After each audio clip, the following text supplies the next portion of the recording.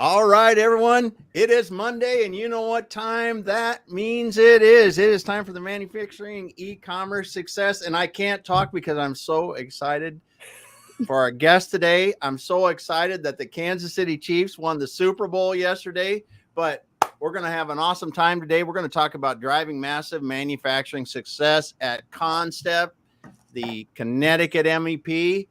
I'm Damon Pistolka, one of your co-hosts today. That pretty man right over there is Kurt Anderson. Take it away, my friend. Damon, happy Monday, dude. What a game last night, huh? That was a little bit of a nail biter, right?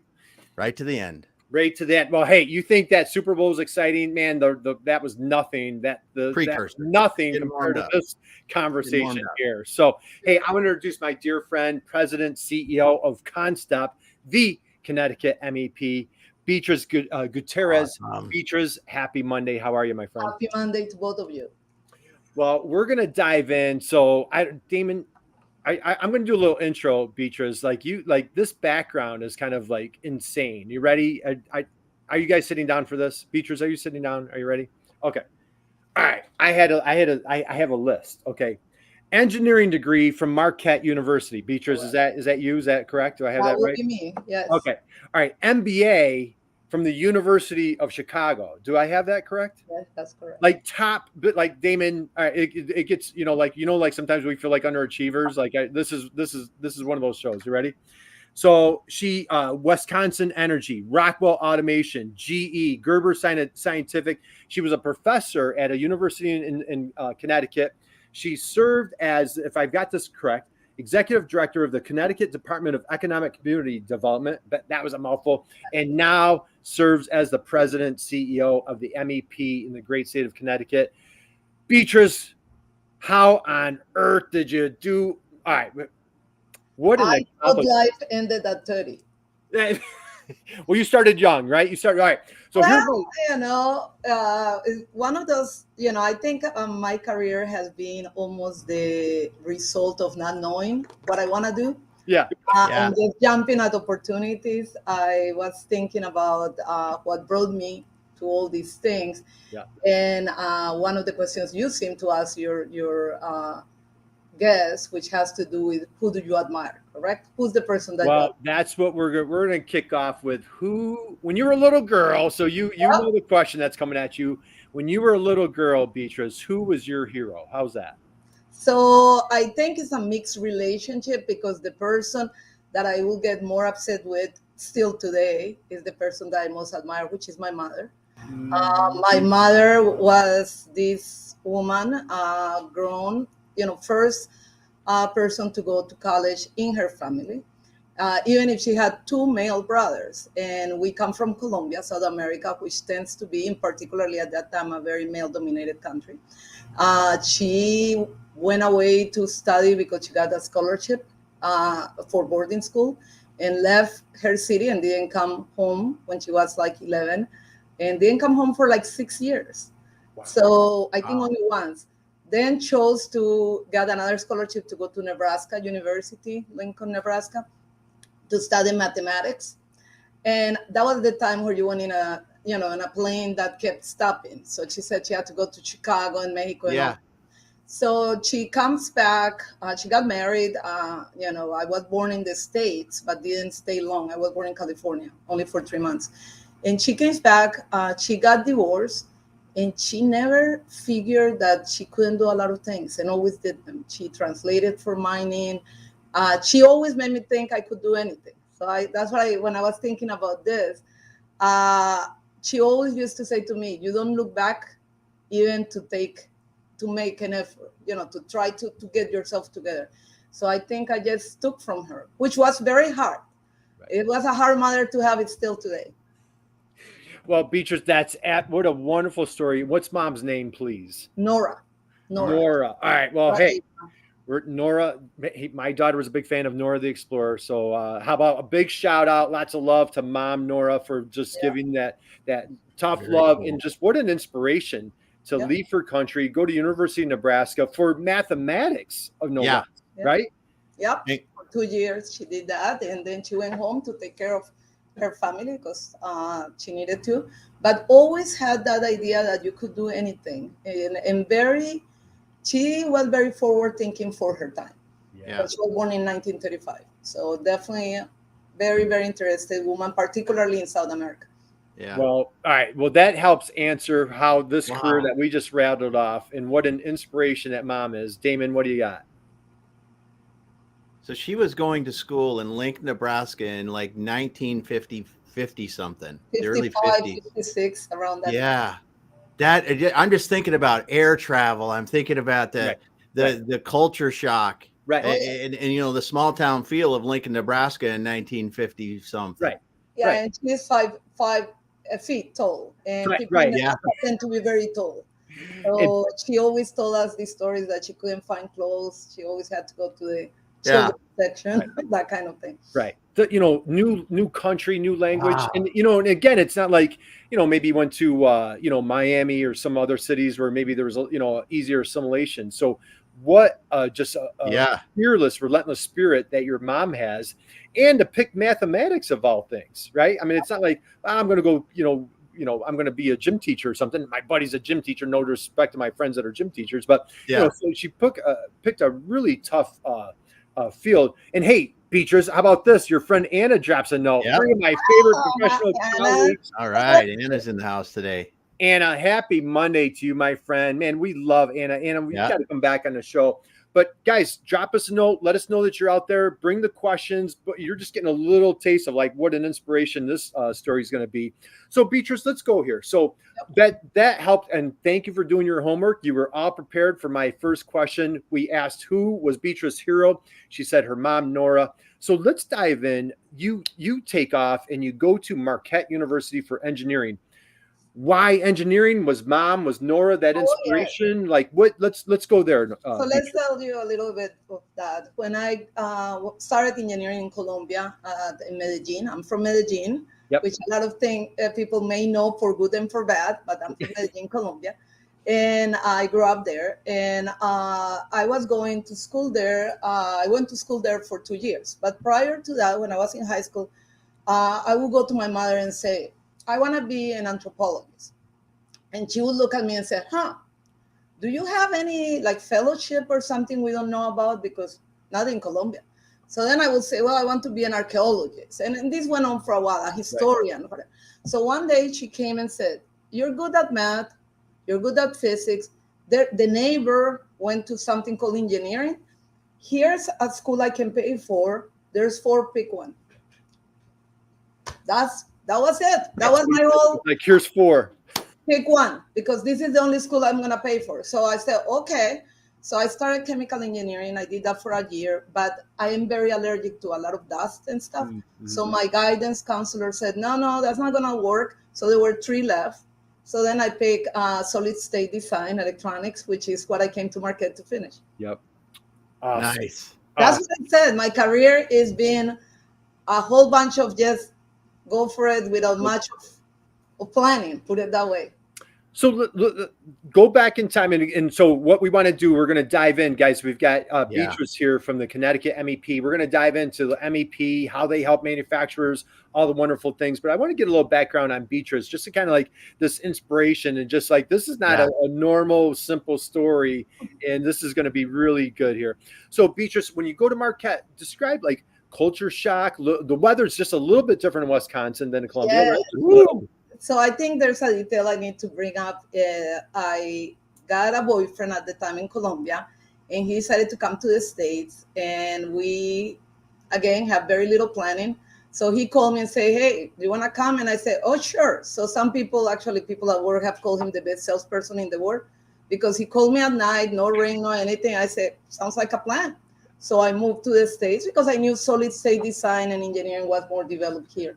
Yeah. So came originally to Rhode Island, and I worked in a factory there for 3 months, and he did too, while we figured out, and we came to Rhode Island because a lot of people from Colombia knew people in Rhode Island. So we went where that community was. And when I was there, my mother again suggested she had a friend in Milwaukee. So why don't you write to this person and see if there's any schools there? And I did, and we ended up. I said, "Okay, let's go." And so we took a Greyhound bus and went to with $300 to to Milwaukee, and show up there. And it's kind of funny because they had orientation, and it started like on a Friday during the weekend. But I wanted to make the last buck, so I didn't go to orientation, and for the whole semester, I didn't know what I was doing. It was like, where am I going with this? But we went there, and I went part time because I had to support myself. So we work. I work as a paraprofessional in a bilingual program for children with learning disabilities because you just needed 60 credits of education in Spanish, and I had those. And then I was doing that for 2 years, and someone called me on my apartment and said, "Oh, we got your name from Marquette." And I'm like, "What?" So yeah, we're Inroads, and this is an organization that helps minority students develop for careers in engineering and so forth. And they asked me, "You want to come for an interview?" And I remember telling my husband, remember, I came from Medellin. I said, "Well, they want to interview me. Why don't you come with me? Because who knows who these people are." And he sat on the hallway while I was being interviewed. And they offered me an internship. At that time, was with Allen Bradley Rockwell. And then on the Monday I'm supposed to go, they said, "Oh, by the way, Rockwell doesn't want an electrical anymore. They'd rather go with a mechanical. Would you go to Wisconsin Electric, the power company?" And I said, "Sure." So I went. They offered me an internship. And honestly, it was in my career field and it paid in dollars. So I said, "Sure." And that was how I ended up in a utility. I was there for 4 years and a half. And then the irony is you eventually ended up at Rockwell, right? Yes, yes, I was at the utility first, and I did substation automation and standards. And somewhere in between, I kind of figured that this was not going to be for me. I will go to all these conference with the other engineers, and we will be talking about arrestor standards or cable, and they seem so excited. And I was like, man, this is so hard and so boring for me because I tend to be very social. So I will go home and say, "Ooh, I don't know. I think I made a mistake with this one." So that was the time of re-engineering the corporation, if you remember that book.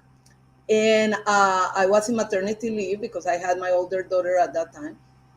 And I got this newsletter that said re-engineering the corporation and all that.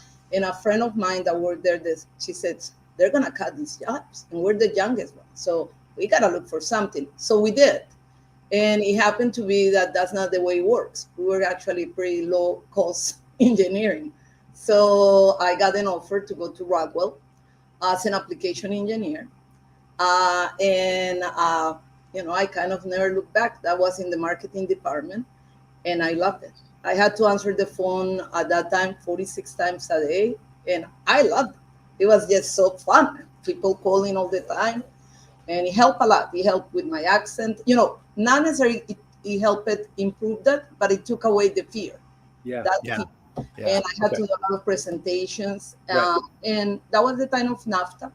So if you spoke Spanish, you went and did business development in Latin America. So that's how I started my business development career.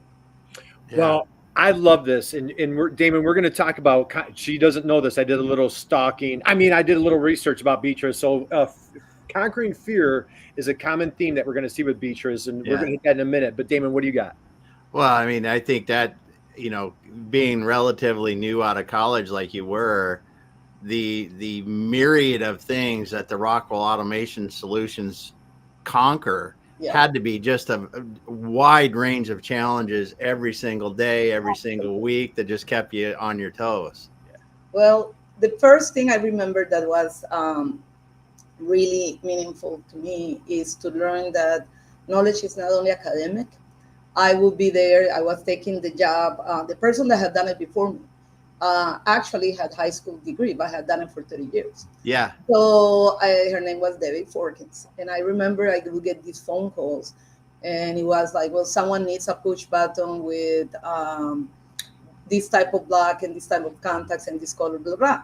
And I would be like, oh my God. And I would go and say, "Debbie, someone needs this." "Oh yeah, that's 800T, blah, blah, blah, blah, blah, Yeah. blah." She just knew right what it was. Yeah. Here. Yeah.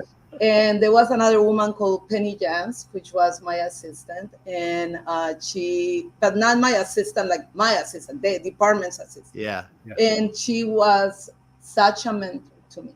She taught me a lot about the product, but she taught me a lot about life. And I remember the first salary negotiation, she was the one that sent me for that. She's like, okay, you tell them what you do, make a list and talk to them and blah, blah. So it really taught me about how everyone in an organization contributes. Degrees are a confirmation that you learn a particular topic, but not a confirmation that you know more than anyone. Yeah. And if you can approach life that way, it's worked very well for me. Well, it sounds like a lot of that mentorship and that actually ironically leads into my next question. Really what you saw, regardless of like high school degree or like your colleagues, and it sounded like great mentorship is like that, how it really instilled in you leadership. And I feel, you've really grown and blossomed like through your career as a leader. Can you talk a little bit about, okay, going from the energy company, then you go to Rockwell, what made you decide to go to GE? So at that time, when I was at Rockwell, one of my first ahas was that marketing is a science. I thought it was basically cold calling or something like that. So I would go to these meetings and they will talk about pricing. And I'm like, oh, there's actually strategy behind that. So I decided to pursue my MBA, and I did. And when I finished, GE approached me because they were looking for someone with a substation automation experience or utility experience and marketing experience, which is not common. Yeah. Mm-hmm. And they offered me this position in Connecticut. And my husband, which God bless him, he has always been very supportive. I said, we're going to Connecticut. Do you want to go? And he said, yeah, let's go. Let's go. And here we ended up. By then we had 2 children already. Yeah. So we ended up in Connecticut so I can pursue this job. And that's what I tell people when people, young people say, well, that particular skill, I don't want to do this job because that's not what I went to school. I say, you never know when those things are going to work together for you. Because the product that I came to manage was a product for commercial and industrial. It was a software platform and HMI, but they wanted to position that for substations. And they found that those customers wanted someone that spoke to them in terminology and schemes that had to do with utilities. So basically my only contribution to the product there was translating for utilities. Wow. Okay. All right. And what I love here, so guys, drop us a note. And if you're just joining us, we're here with Beatrice from CONNSTEP. That's a Connecticut MEP. And boy, this is going to be super inspiring. Drop us a note. Let us know you're out there. Hey, somebody dropped a note. Inroads is a great program. So we've got folks that are familiar with your program there. So Beatrice, let's go here. You are currently, we're gonna fast forward, but then I'm gonna backtrack again. You are currently with CONNSTEP, Yes. the Connecticut MEP.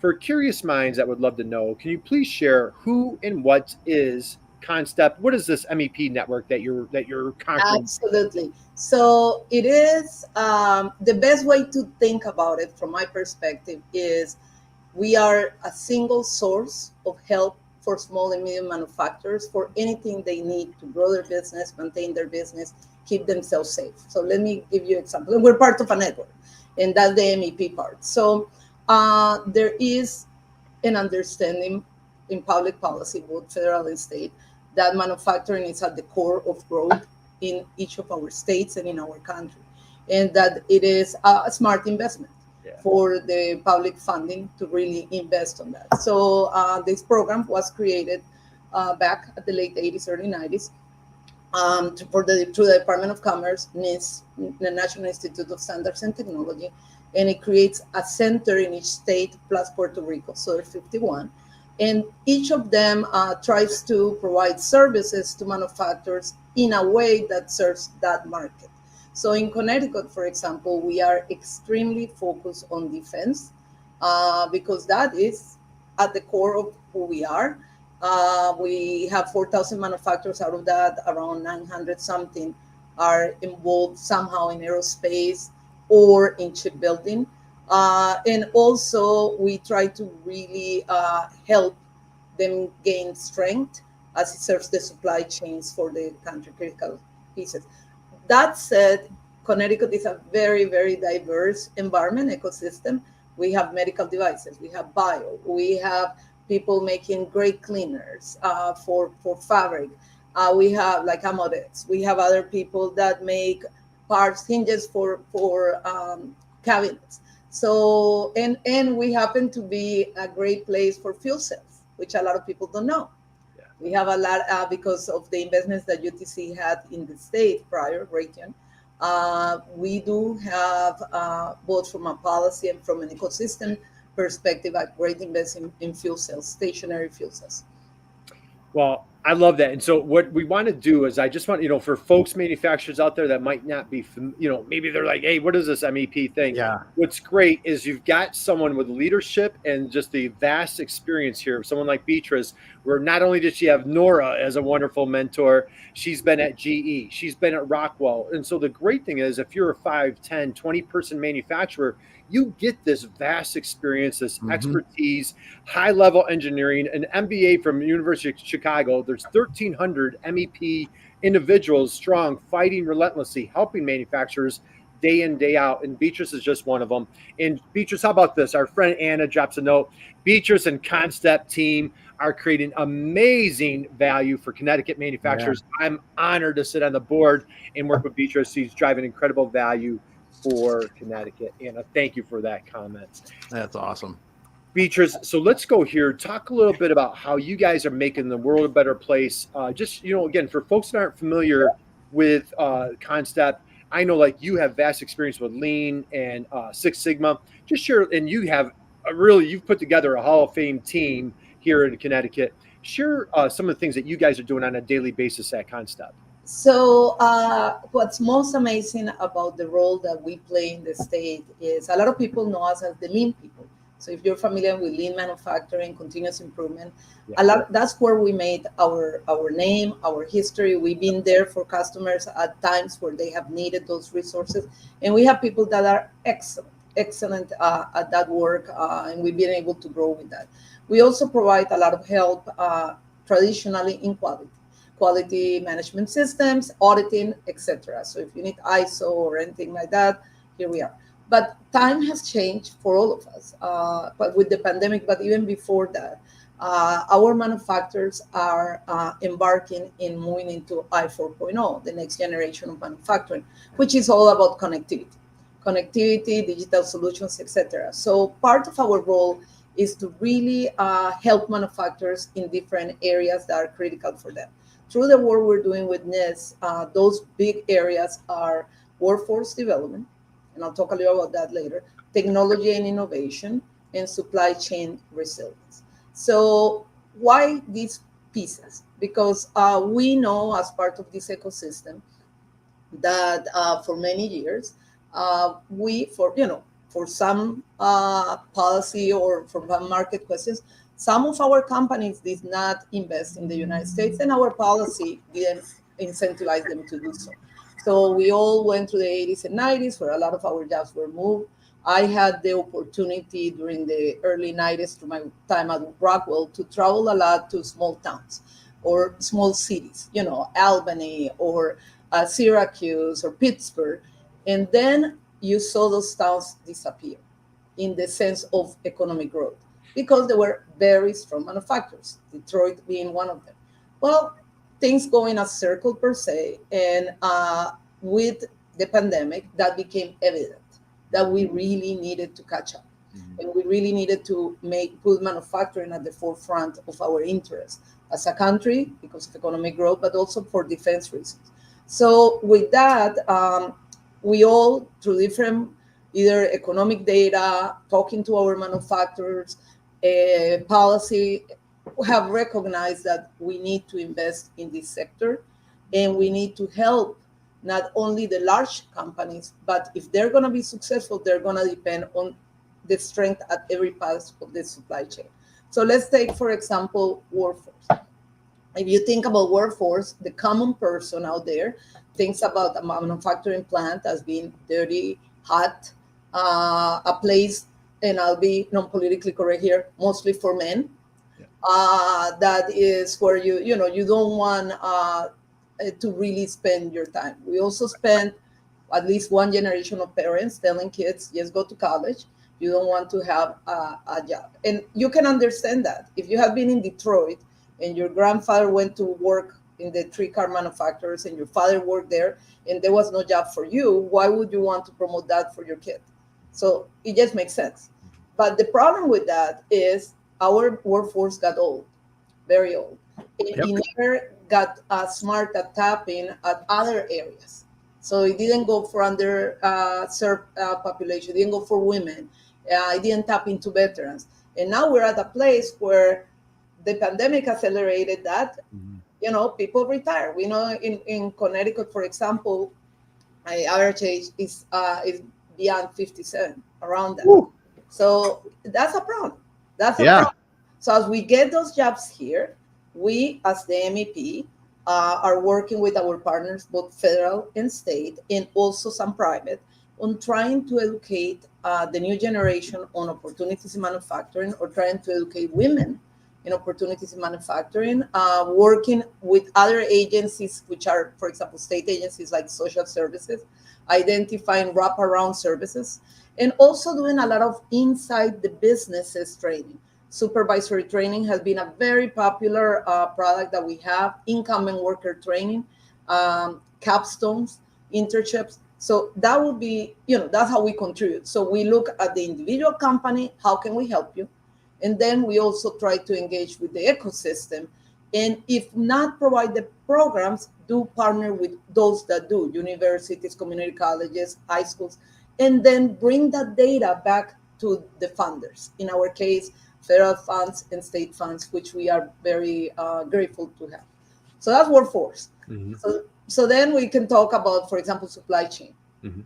Same thing. A lot of it is information, knowing where your suppliers are. But remember, these people move out. So now you may have a requirement to get a particular part, but you don't know where these people are. Where can you find them? There's large suppliers competing for the same parts. And if you ever saw those TV screens during the pandemic, you know that your part could be in that container that wasn't making it out of the port in San Diego or in California, correct, in LA. So because of that, we have embarked on doing two projects. One at a federal level that I'm sure you know, SCOIN, which has been a big initiative to really focus on supplier reliance, resilient and knowledge that it is funded by NIST. And in that, we have chosen to focus our efforts first in gap analysis in the state on suppliers in critical supply chains like shipbuilding, aerospace, and medical instruments, and also on creating a toolkit, going back to that individual service where we can go to manufacturers individually and help them strengthen their supply. Also, through partnership with the Department of Economic Development and the Chief Manufacturing Office, we have put together Connects, which allows us then, it's like a marketplace where suppliers can engage and find opportunities for funding. And we are very lucky in Connecticut because unlike other states, and I just came from a meeting with my equivalents in California, Connecticut is very, very focused on investing in manufacturing. We have an office of the Chief Manufacturing Office today led by Paul Lavoie, which is very unique. The state has the Manufacturing Innovation Fund, where we have private companies being advisors and fiduciaries to investments of the fund, which at this point continues to invest in incoming worker training or on projects or leading long initiatives like Connects. So in that sense, we have very good partners, very strong ecosystem. The last part is automation and technology. And as I said, I'll give you an example. I was in Singapore last year around September for vacation. So I went to this hotel and there were the little robots, two little ones. One was blue and the other one was pink. And you came in and they said, hello, I am, let's say, Susie. So Susie, every day, I saw her in the morning, and I'm going to say her because it almost is not an entity anymore. She will go and walk to the room service. So they put the stuff on her and she will go and somehow connected to the elevator open, and she went on her way. So it's not a matter if automation is here. It is here.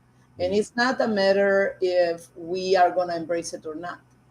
Other countries that are our competitors are all about automation. Through my work, I had the opportunity to go to automation fair every year in Germany in the past. And you go there and it's like, what are we talking about? It's here.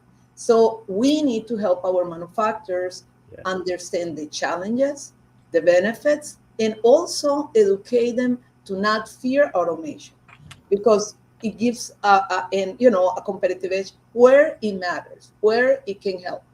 Doesn't mean every single job can be automated.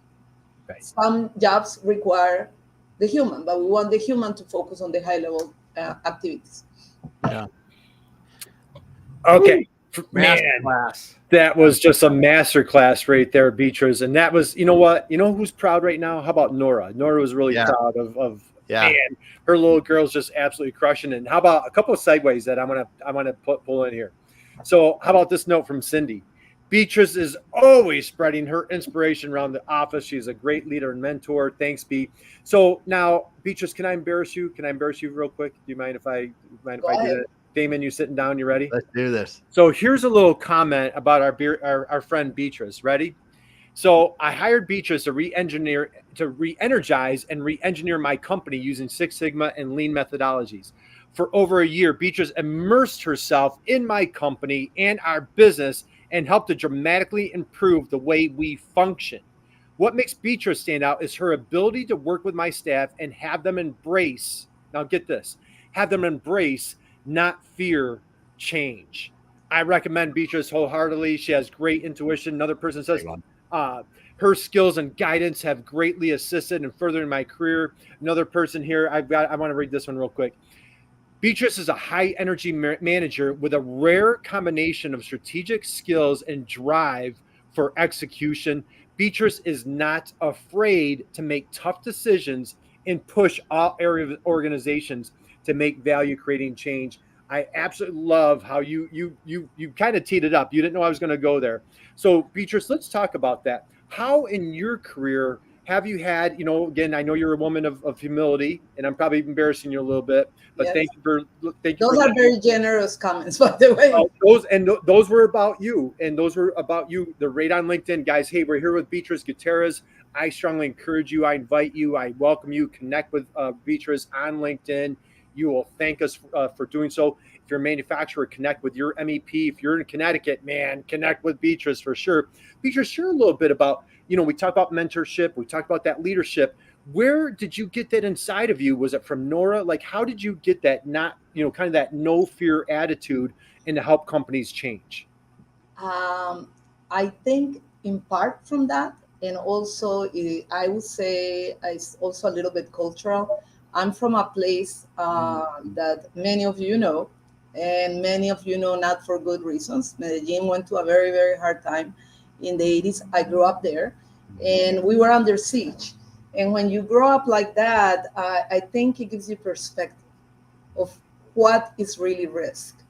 And to me, when you walk out of your house and you don't know if there's going to be a bomb or anything like that, and you come home, that is real risk. Yeah.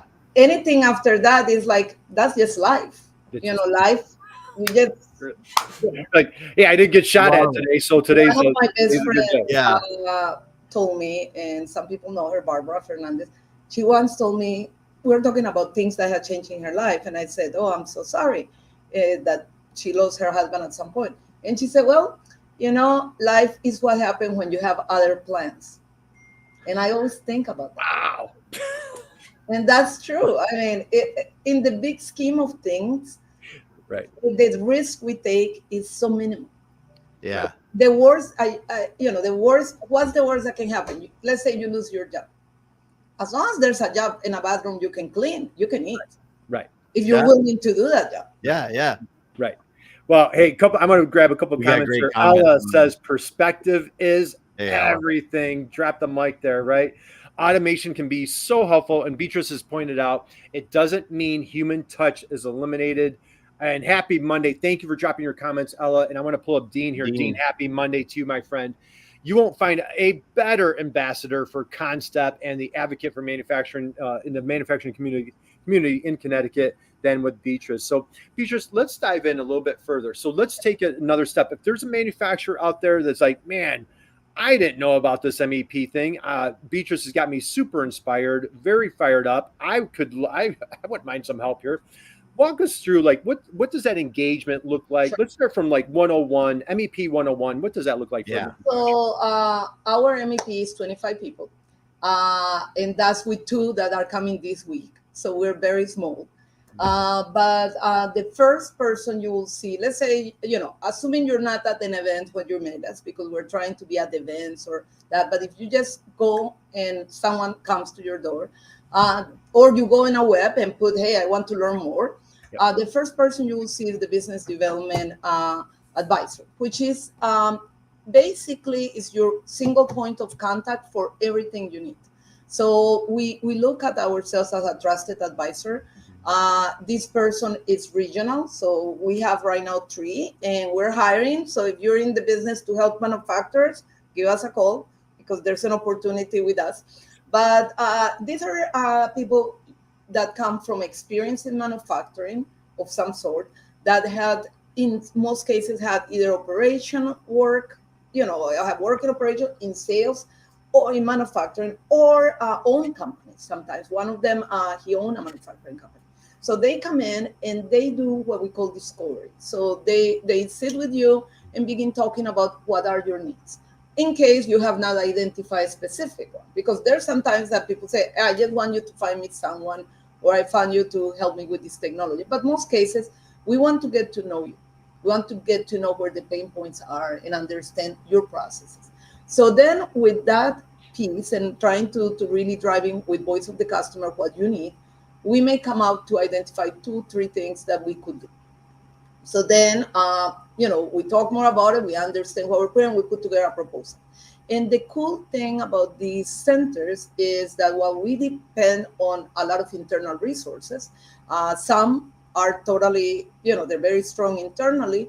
We also try to build very strong third-party providers and partners to make sure that we can cover all the needs in a way that is comprehensive enough. So the business development person comes in and says, okay, I'm going to put a proposal to help this company, for example, with change management.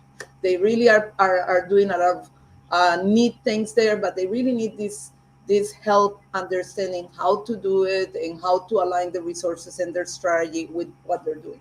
So if we have the resource internally, we assign someone from our team to look at that and put together a scope of work.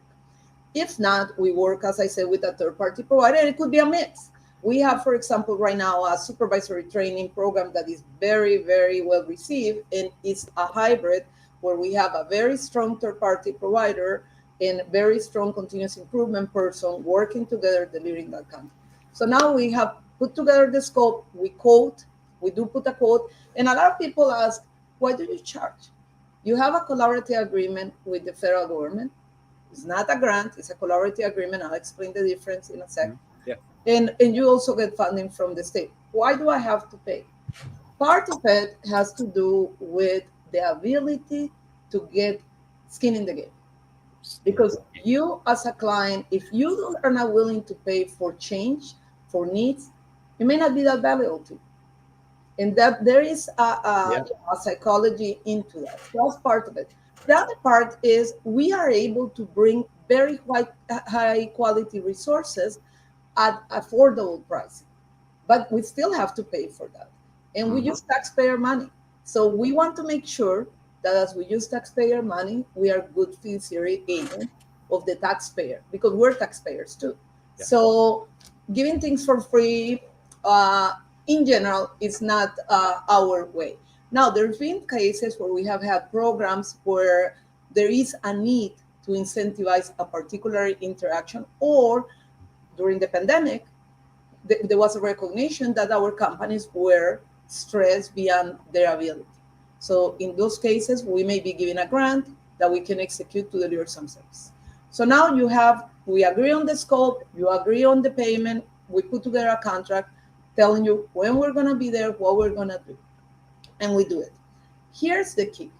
The key is we're one of the only programs that actually gets measured on impacts by you, the client, not by us. So we go there. There is a scorecard that is used to measure our performance. A third-party provider comes and calls the customer or gives them a survey. They have to fill it out online. And every quarter, we collect that information that is reported to NIST, telling them and telling us how did we do. What is the return of investment for the taxpayer? And those metrics could be jobs created, job retained, investment. And one until now very important was Net Promoter Score, which says, would you recommend me? That's what it means. Would you recommend us? And we have to have a 9 or a 10. We've been very, very privileged, and that's testimony to the people that work at CONNSTEP. We have had very high performance historically, very high. We had 3 100s in 1 year, but and that's the maximum. But that is because every day, these 24 people, not me, because they made my life so easy, it's not even funny, they're there talking to those customers. I have clients that said, oh, Mateen is my sensei. To say something about of that caliber about a person speaks about the mission and how these professionals engage with the mission. Right. I absolutely love that. And we've got a comment here from our friend Beatrice here. Bernice. Bernice, my bad. Bernice. Beatrice says Beatrice cares about manufacturers on both the individual and ecosystem level. The CONNSTEP team works to solve problems big and small. I dropped your team into the. I dropped a link in the chat box there for folks on YouTube. Strongly encourage you, welcome you. Stop by CONNSTEP again if you're a Connecticut manufacturer. Like, do yourself a favor. I've met a couple of your teammates at. I've met Beatrice in person, Damon. So we got together. We were at the annual MEP conference, and we struck up a conversation. And I was just so smitten. I go, Beatrice. I have this little live show. I need to have you come on. And she graciously, man. Oh, thank you very much. You're not a good judge of character, are you, Beatrice? I'm just teasing. So you need to find new friends. But hey, and Eric dropped a note here. Beatrice is an inspiring leader. CONNSTEP is driven by our mission, and Beatrice inspires that mission every day. So I want to go here again. Like, I know you're so modest, and I love what you're saying. That, hey, maybe it was my growing up. If you guys caught it early in the beginning, Mom Nora is a super inspiration in your life. I want to dig into that leadership a little bit. Okay, my respect and admiration for what you've done on your team. And I think I've met Catherine and, looking at your Meet the Team, Jeff, and all sorts of other folks on that you're 24 strong. Any tips or advice that you have that you feel strongly about your leadership? I mean, all the love that you're getting here in the chat box today, you as a leader. And then I'm gonna stop on that one, because then I want to ask you the next question about your leadership ability working with manufacturers. So let's talk about you as a leader with your team at CONNSTEP. Any tips or advice for other young aspiring leaders out there? Yeah. Well, what I would say though is what's worked for me is I am who I am.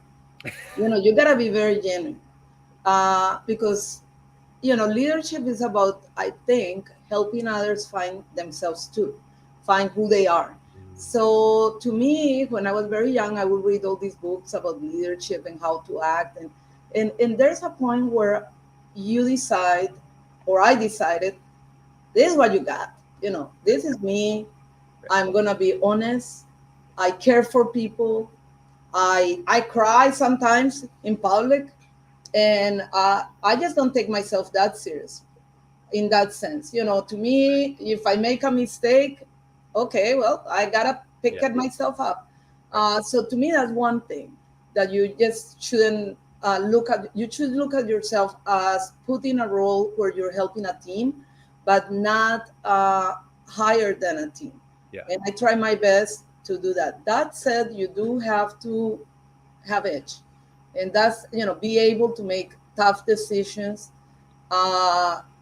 even if and for me the hardest one are about people, but you do have to be able to make those decisions and calm your people down when things are tough. If you show fear, that everybody will feel that way. It's like a family. So when things get tough, it's your job to really say we're going to be okay, and try to look for ways to be okay. The other thing is be willing to do any job. If it's coffee time and they need someone to bring the coffee, move the chairs. And that's not because you want to show something, but that's about being a team player and being part of a group of people. The best example I have is when I was at the ECD, Department of Economic Development. I came there as the Director of International Business Development. And I was doing that role and doing lean because I had that training. And my boss at the time, the executive director, left. And they called me downstairs and said, well, guess what? You're going to be the intern. And I was like, what? I said, I know nothing about lending or tax credits or anything like that. And they're like, yeah, but you can do this. So anyway, I go upstairs and I have 3 union, which I had never managed union personnel. There were 26 of them. And these people have a lot of experience, a lot of knowledge. So when we started the meeting, I call a meeting and I say, okay, here are my credentials. This is the things I've done. But I have never done what you do because never done that. So let's be clear here. I don't know anything about that, but you do. But the job here is to make sure I don't end up in orange because I don't look good in orange.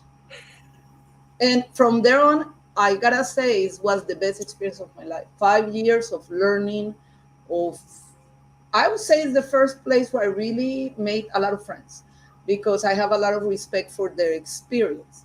Their title is meaningless. It's the experience that helps you learn, and they take care of you too because they know, you're not making it up.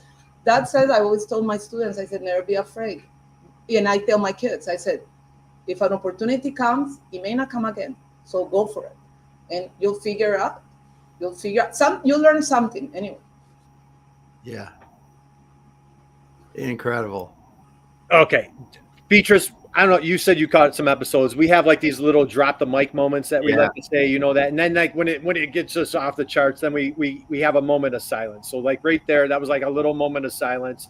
So a couple of things I just want to recap. So again, I don't care what age you're at. We're all leaders in one way or another, whether in your home, friends, family. Even if a lot of times I'm like, I don't want to be a leader. We're leading in some capacity. And things that I just want to recap that you just said, Beatrice. The experience, having fun, building those friendships. A couple of things I jotted down: helping others to achieve their goals. What a great thing as a leader to do, and being a team player. And just the willingness to learn. So just wonderful, wonderful tips, whether you're just starting out your career or you're an old guy like me, just trying to figure things out. Beatrice, I know you're super busy. I don't want to keep you all day. I have one last question.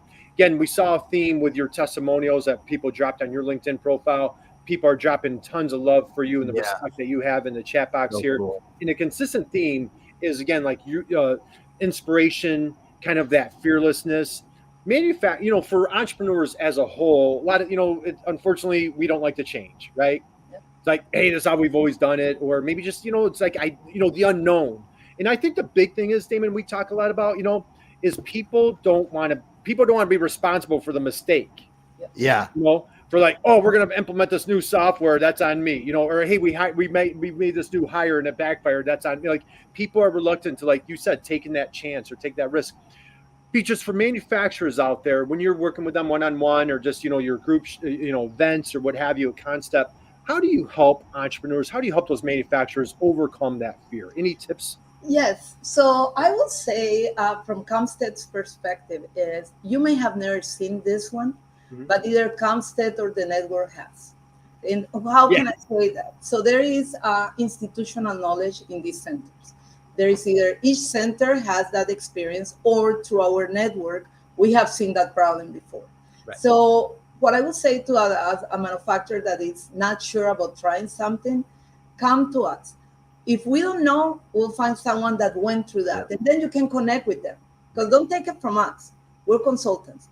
But take it from other manufacturers that went through the same problem. So they may have had the same challenge and have to figure ways to help out. So one thing to think about that I really worry when people say, well, I don't have money to call you, or I don't have the resources. This is your taxes at work. We're here to help. And I'm working every day on creating a culture that says, we are here to help. And I'm going to use Bernice which was very kind in her comment earlier as an example. Bernice worked for the Department of Labor for more than 30 years, more than 35 years. Wow. She graciously accepted to spend her early retirement with us. Nice. So when you're a manufacturer and you're trying to figure how do I work with labor department, right. Call us. We have Bernice. Right. And there's many people like that. If you hear the careers of people that come to work here, Yeah. and I think Carol said it best. We're not, it's not the money, because we are public servants to a certain extent. Right. We are a non-for-profit, the organization I'm in, 501c3, but still we have limitations of that type of work. But we're here for a reason. I personally, I'm going to tell you where I'm here. I work for the big companies, and I love my career. And there was a moment in my life, and I'll share, I had cancer. And that changed the way I thought about my career in my life. And my priority, as it should be for anyone, are my children. I have two daughters, not children anymore, 28 and 30, Christina and Natalia, which I hope are watching. Yep. That are the center of my life. So then I went and taught, I consulted, I had the ability to do those things. And at some point, I worked for economic development. I do not know how to solve hunger problems or education problems or children that are abused. I know about manufacturing. I'm here because I believe in that mission. I love touring manufacturing companies. If you don't like hot, dirty, anything, this is not for you, because some of them are still behind. Right. And they need us.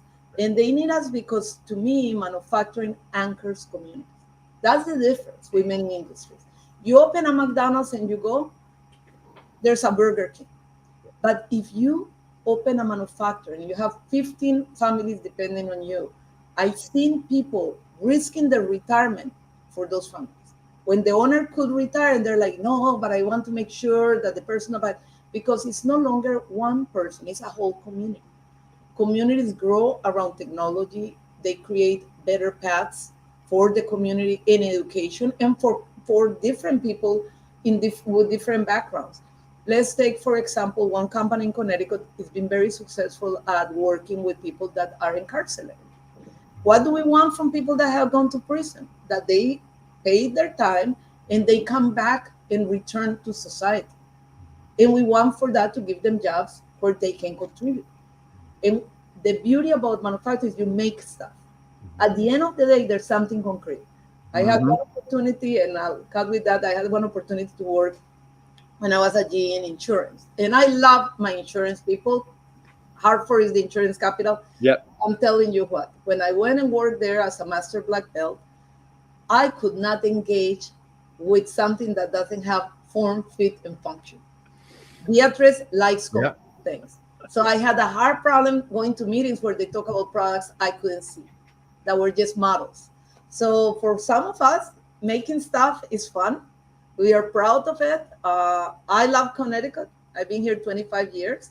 I've been in the States 36. This is my home. I raise my kids and I want to contribute in some way. Gosh.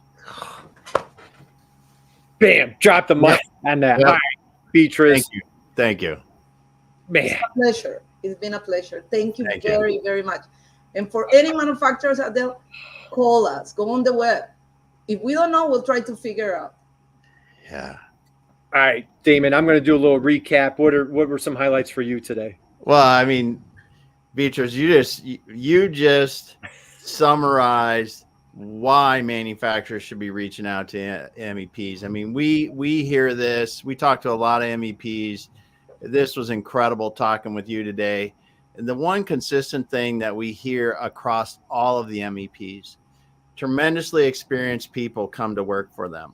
Yep. They are truly, truly, truly trying to help these manufacturers. It's not because they're in it for the money. They're in it because they want to help. And listening to you today with your heartfelt, you can just feel how much you want to help these manufacturers in Connecticut. It just makes me want to even help the MEPs that much more. It's so awesome. Yep. And one last thing I will say, we're very lucky to have a wonderful board. The board, our requirement with MEP is that we have a number of small companies in the board, and our board, which Anna is member of, but our board are people that really care and have been customers, many of them, or are customers. Right. So they know what it takes to do this. Right. They know, and they have committed to helping others because it's a volunteer job. Nobody gets paid for that. So it is a process of learning for us, and learning for me, to really position us. But it's been a pleasure and an honor to serve on this position.